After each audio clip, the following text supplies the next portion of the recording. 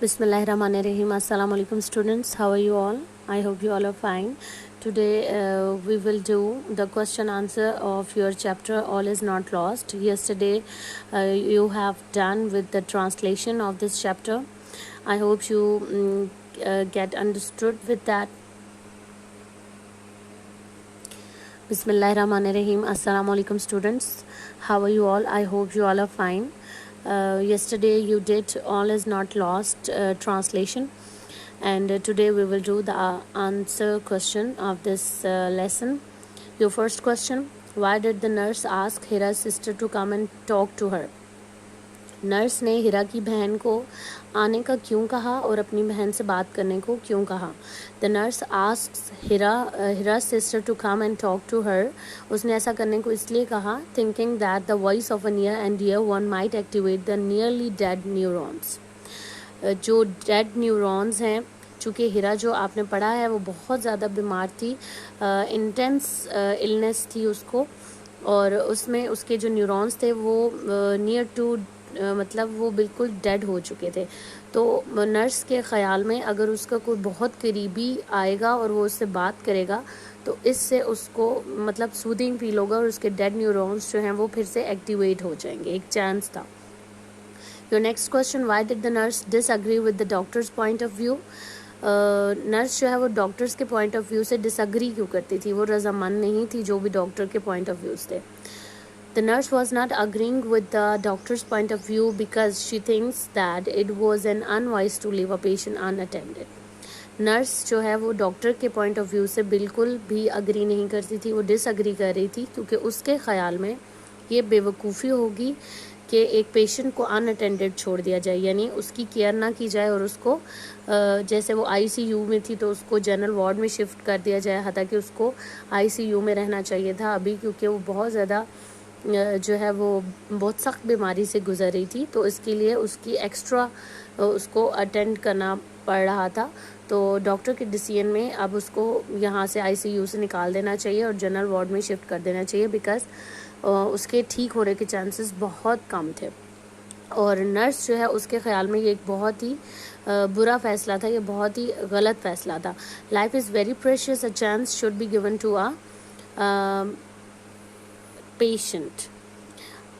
Life जो है वो बहुत प्रेशियस है, इसलिए चांस जो है उस वो देना चाहिए एक पेशेंट को. Should be given, it will be given.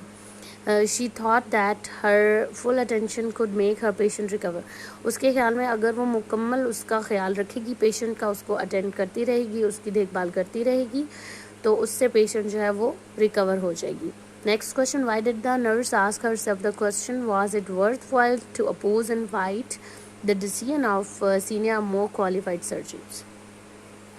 Nurse ने अपने आप से सवाल पूछा कि क्या ये फ़ायदेमंद होगा कि सीनियर डॉक्टर्स और जो क्वालिफाइड सर्जन्स हैं, बहुत सारे क्वालिफाइड सर्जन्स, उनसे मतलब फ़ाइट करना या उनके डिसीजन के अपोज जाना, क्या ये वर्थवाइल होगा, इसका कोई फ़ायदा होगा? The patient was a hopeless case in the eyes of surgeons and they wanted to get the bed cleared for the other patients. Surgeon की नज़र में जो पेशेंट था वो होपलेस केस था, यानी ना उम्मीदी थी इस केस में कि ये इंसान नहीं बच सकेगा, इसलिए वो जो बेड था वो दूसरे पेशेंट्स के लिए खाली कर देना चाहिए था. उनके मुताबिक वो ये चाह रहे थे. द नर्स को request the senior doctors to let her stay in the ICU and allow her to attend the patient.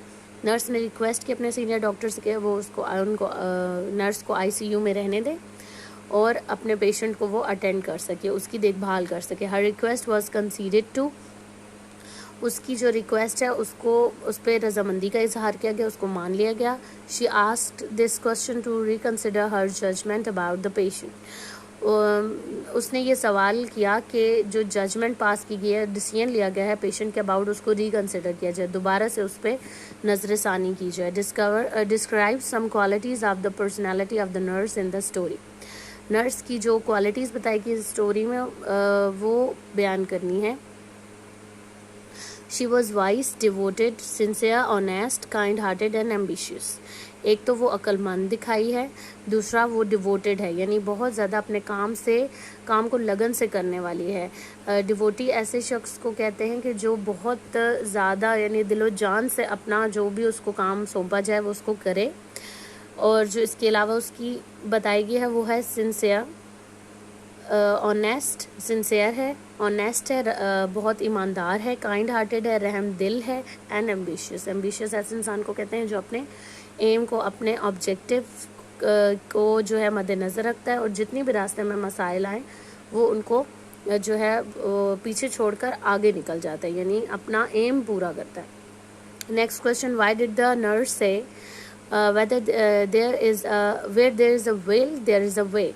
جہاں پر چاہ ہے وہاں پر راہ ہے. تو نرس نے ایسا کیوں کہا؟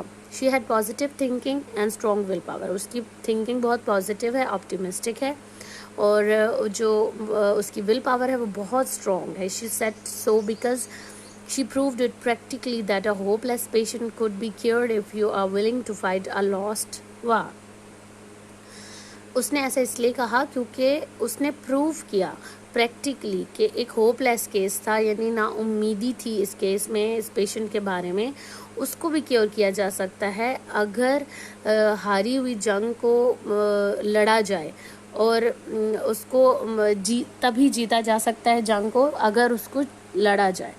If there is no will there is no way. اگر چاہ ہی نہ ہو تو راہ نہیں ہوتی. یعنی جیسے کہ بہانہ، جب انسان کا کوئی کام کرنے کو نہیں دل ہوتا تو وہ ہزار بہانے بناتا ہے، لیکن اگر کام کرنے کو دل ہو تو پھر ہزار رکاوٹیں بھی ہوں وہ کر کے رہتا ہے. With strong willpower a man can also accomplish impossible task. اگر کسی کی strong will power ہے تو وہ اپنے امپاسبل ٹاسک، ایسے ٹاسک جو کہ جن کے بارے میں پتہ ہوگا یہ نہیں کیے جا سکتے، وہ بھی کر لے گا. لیکن کب؟ جب وہ اسٹرانگ ول پاور کا مالک ہوگا، ایمبیشیس ہوگا، پازیٹیو تھنکنگ ہوگی.